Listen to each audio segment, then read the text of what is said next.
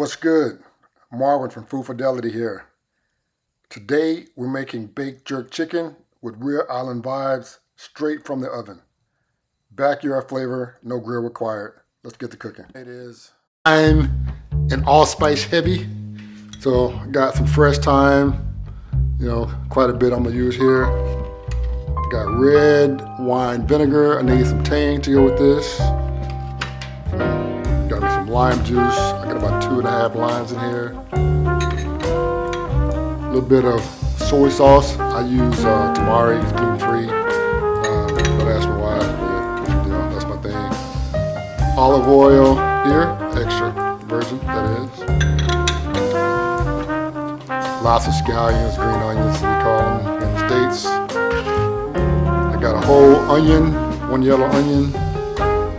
Then I got my heavy hitters, my Scotch bonnet. If you don't have Scotch bonnet, you can use habaneros, seeds in, seeds out, depending on how hot you want it. You can adjust the amount of seeds and whether or not you include the veins of the peppers as well. Mine's on the milder side because I'm cooking for a group, but if it was just me, I had that heat fired all the way up, all the seeds, all the veins in there. I got a mixture of ginger and garlic, all fresh. Got my allspice. I said before, I'm heavy on the allspice.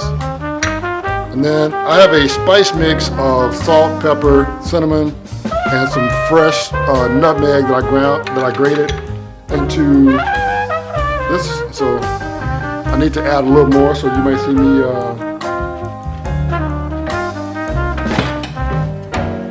Those are the ingredients that's going into the marinade, and I'm gonna use that on the baked chicken. But yeah, here's my nutmeg, kind of what it looks like. I got my grater, and I'm just gonna do this fresh for the marinade. Everything else, we go as is. I got some fresh ingredients, some dry ingredients, and some wet ingredients. We're gonna mix it up. We're gonna make a nice jerk marinade. So I got all my ingredients in the blender, and that's all there is to it to make that marinade. So give it a spin or two, nice consistency. Give it a taste test, quality control always in effect. Damn, I forgot the brown sugar. Gotta add that now. That's pretty key to making this right. Need that balance against the heat, and we're good.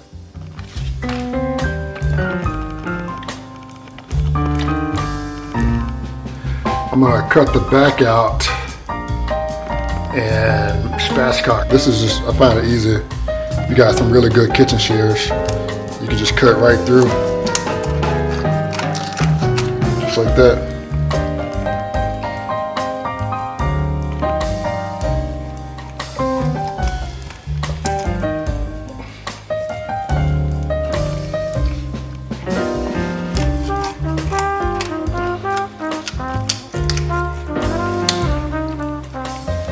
Sit back, cut that out. A lot of flavor around there too, if you want to save it and use it. And flatten it out by breaking the breastbones. So just put a lot of pressure on top. Press down. You might want to make sure it's dry so it don't slip on you just like it did on me. But now it'll sit flat. You got more surface area. Jerk.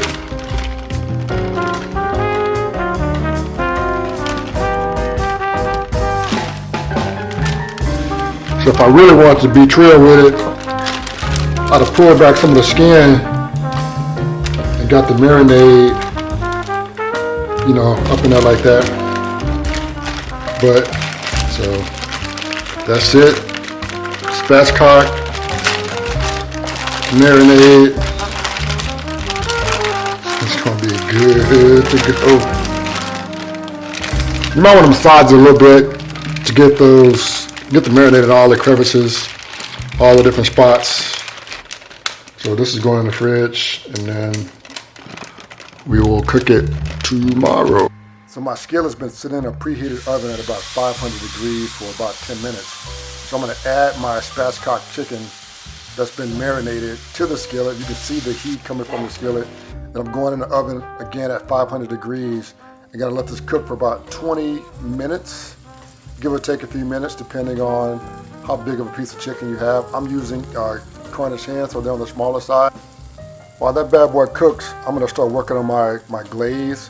which is basically just basic barbecue sauce mixed with jerk marinade. I didn't have any leftover jerk marinade, so I used store-bought here. And I'm just gonna literally mix these two together and let them simmer for a few minutes till I get the consistency I want.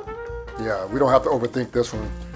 So again, this is gonna cook for about 20, 25 minutes, give or take a few minutes, giving it a check. For those last 5 minutes of cooking, I'm actually going to apply the glaze. You don't want to do that too early because there's sugar in there and it will burn, and that's not the flavor you want. So I'm just gonna brush on a little bit of that glaze, trying to get all parts of the outside covered nice, and so it'll help with the crust formation at that high of temperatures, but also just kind of give you that caramelization on the outside that equals more flavor. You don't follow with me, but that's the vibe that we're going for. So I'm going back in the oven for about 5 minutes, and after that I'm going to bring this bad boy back out. As you can see, that looks pretty tasty, that looks pretty flavorful. So there's really not much left for me to do except for check the temperature on this. You're going for about 165 degrees on the internal temperature.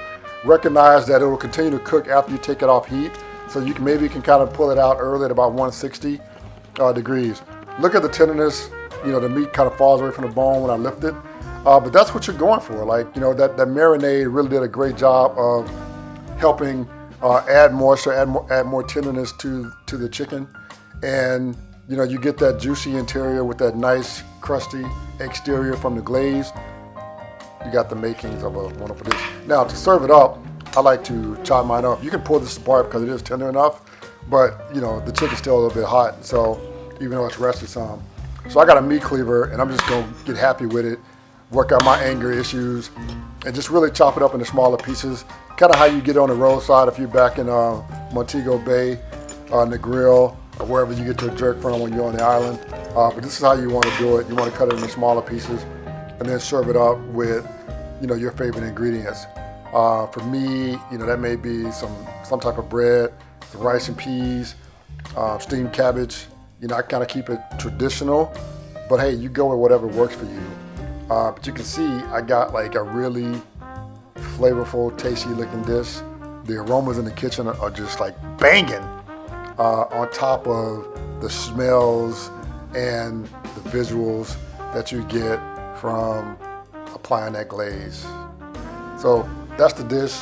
You got a baked jerk chicken dish that's almost as good as cooking outside. I'm not gonna front, it's not as good as having that smoke and those coals kissing the chicken, but it's pretty damn good. If you dig the dish, give me a like or a thumbs up. Most importantly, hit that red subscribe button and get new recipe updates weekly when I post. Thanks. Peace out.